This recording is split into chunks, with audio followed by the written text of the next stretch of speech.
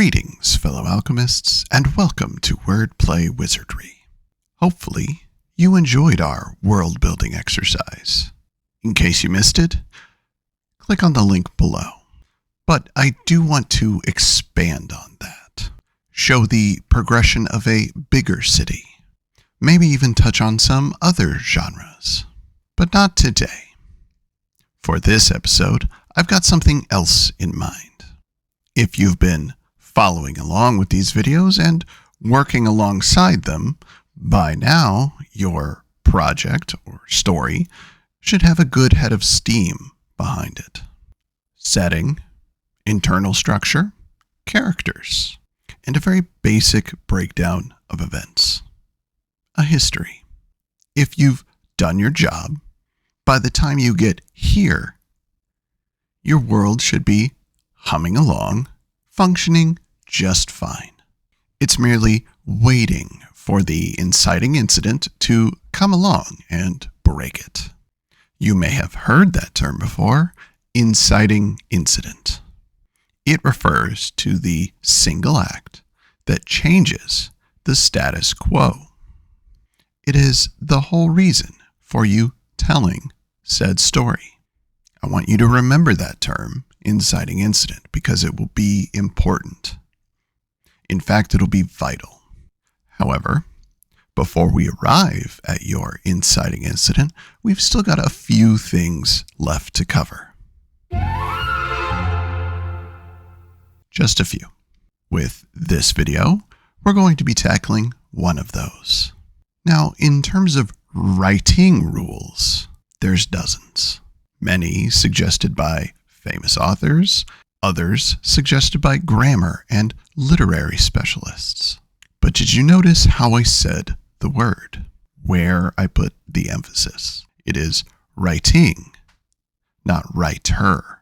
Those rules are writing rules about the actual writing.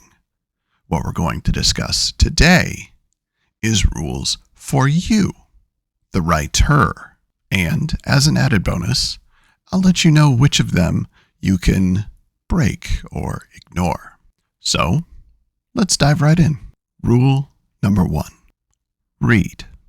One of the best ways to be a good writer is to be a good reader. So, go read. But not right now. After. Reading is important for a number of reasons. Doing so puts you in the reader's shoes and shows you the experience, not with your own work, but with fiction or the style you choose. If you're going to ask someone to read your work, you should have a good understanding of what it's like. But it also helps you refine your own work, teaches you a larger vocabulary, teaches you pacing and style. Reading teaches you just as much about writing as any other aid. So, great writers are also great readers. Rule number 2. Understand your genre. If you've never written a particular genre, then you need to read it. We covered genre early on in the series, and if you're following along, you've probably chosen one by now. But if you don't have experience in that genre, what do? You read it. But you don't just read one author. If you do, you'll likely end up emulating or copying their style. Instead, read a handful, 1 or 2 books from a selection of authors, preferably those recognized as leaders in their genre. When I wrote Coffin Nail Creek, I had never written a Western, so I bought a bunch of Western novels and read them, all from top names. This wasn't just for terms, those you can look up online. This was their approach to the genre. How do their books feel? How do they sound? Are things conveyed differently? How much connection is there? How much description is there? In doing so, you'll most likely find that a lot of books in a genre share common elements. And yes, it can be good to stand out and be different from the pack. But first, you need to understand what makes the pack recognizable. And that's the key. What readers will recognize as an accepted entry into the genre. Just because something has cowboy hats and horses does not make it a Western. Rule number 3. Find your voice. One of the biggest things to accomplish is that you need to find your author voice. The thing that makes you, you. Every author has a voice, a pattern, a way of writing. When you read a paragraph, you should be able to recognize their work. Me? I write the way I talk, at least in these videos, for the most part. You'll find short sentences, long sentences, glances into the shadows, waiting just below the surface, a dive into the emotional struggle. My videos are my pattern, and you need to find yours. As I said in the understanding genre section, you don't want to copy someone else's voice. Think of reading their books as them being an author mentor. Don't recreate. Just create.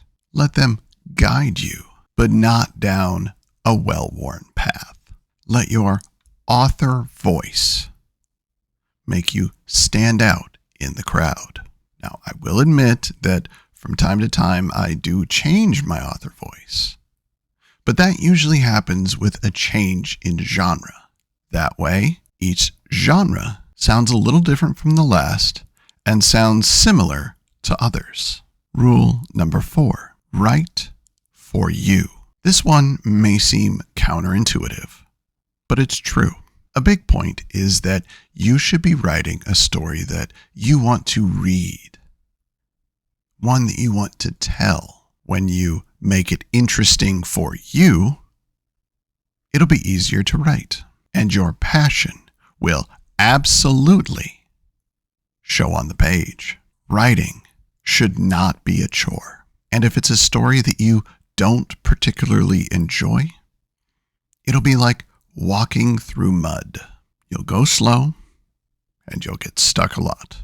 Conversely, if you want to write a story that only you would be interested in reading, well, that's not really a good choice either. So you have to find a good balance, mostly for you, but wide enough interest that you can bring others along for the ride. Rule number 5. Don't sweat the first draft. The first thing you write will need work. Plain and simple. This is the same for everyone. Stop worrying about it. Instead, focus on getting words on the page. Before you can say a draft is good or bad, you actually need a complete draft. And there's only 2 reasons to reread your draft before it's done. First, you need to remember where you are because you took a break. And 2, you're unsure of how to proceed and need clues from earlier on. I mean, really, that's it. Just write. Don't worry about what's down. Not yet. I want to share part of my process, my drafts. The very first thing that I write is draft 1.0. This is whatever falls out of my head and lands on the keyboard. Some parts will be bare bones, and some parts will be overstated. And there's probably a lot of repetition. I do tend to forget what I say. Truth be told, I don't actually consider draft 1.0 to be complete, but it is a first draft. Instead, once finished, I'll take a day or 2, let my brain decompress, and then come back. I fill in gaps. I explain some things or cut others. I take the existing and give it even more meat. There are some minor edits that happen, but this section is not a hard or heavy editing process. Draft 1.5 is there to make the story complete. That is what I see as my first draft. Is it my real first draft? No, but it's what I use because it's the one that I feel is the most complete. And once I've reached it and finished it, then we can start going through and editing and proofing and everything needed to get to a second and a third and a fourth draft. Everything before draft 1.5 is barely fit for human consumption. Rule number 6. Set goals. Whether you work full-time or part-time, set goals for your work. We've already talked about this, but it's worth mentioning again. This means daily, weekly, and overall goals. If you can only write part-time, the amount that you can output will be significantly different than if you can write full-time. So you need to take this into account. Maybe you only have time for 500 words a day. Maybe you have time for 1,000 words a day. For your first time, pick a goal that you know you absolutely can achieve. Is that 500? Is that 1,000? Do you think you can get to 5,000 words in a day? All that matters is you can meet that goal to keep yourself on track. What this means is for the first month, you'll be writing 500 words a day and 2,500 words a week. If you've hit those goals, then you've written 10,000 words in a month. If you write every single day, that's 15,000 words in a month. By that math, if you're going for a 70,000 word novel and you write 15,000 words in a month, you'll be finished in 5 months. And now you've got your plan. Maybe to be on the safe side, you call it 6. Gives you a little cushion. But there's something else to keep in mind, and that's typing speed. The thing to be aware of is there is a big difference between a typing test and typing application. With a typing speed test, you're simply copying words or repeating what you see. It'll be on the screen, and all you have to do is type the sentence or paragraph, depending on the test you take. The reason I bring this up is what you'll be typing is right there on the screen. As I said, what makes this so different? With typing application, there's a blank page. Everything has to come from you. And because you have to think and create at the same time, you'll be typing slower. If you'd like to see the difference, there's an easy way. A 1-minute typing test and 1 minute typing something related to your story, but not something you already know. For this, it needs to be new material and preferably written in prose form. Perhaps that means the opening of the first chapter. Do this and then compare the difference between the two. Writing is not just typing. The added X factor is your imagination. How fast does it work? Rule number 7. Know the ending when you write the beginning. Maybe you don't know the exact ending, but you have an idea. This means you at least know your resolution, and that can be enough. Doesn't have to be set in stone, but at least you have an idea. That way, you know what you're working towards. Knowing the end is especially important for mysteries. And not just the mystery genre, mysteries that happen in any genre. You need to know the setup and you need to know the conclusion. Because knowing the solution means that you can pepper in clues all throughout your story. But not too many. Just enough so that people can solve it, or at least think they can. Rule number 8. Make sure the stakes are high enough for your characters so they refuse to fail. Not every bad ending has to be catastrophic. However, failure has to result in something bad enough that your good guys are willing to push themselves to the limit to succeed. Now, in drama, there's a good chance that failure simply results in unhappiness. Same goes for comedy. But that's okay, because your characters are still fighting to achieve something. They're going after their happiness. Now that they've seen a new way, a new life, a new joy, they want it. They yearn for it. And that is high stakes for them. So long as they're doing something, so long as some version of failure is the worst possible outcome, it's compelling. Rule number 9. Get it out of your head. Seriously, you can't fix what's not on the page. I said don't worry about the first draft. This is why. You can't worry about something that's up here. No one else can read that. No one but you. You have to get it out of your head. Let everything spill out onto the page and worry later. How about another approach? Is your idea really that perfect? Get it out of your head and find out. Good work isn't all that good until it's written. And you can't know if something does or doesn't work unless you've said it. You can always edit. You can always rewrite, but not if it doesn't exist. Besides, when you write something down, it often inspires more to follow. Rule number 10. Write every day, but don't force it. Yes, 2 points in one, but they go together so easily. The only way to get better at something is to do it.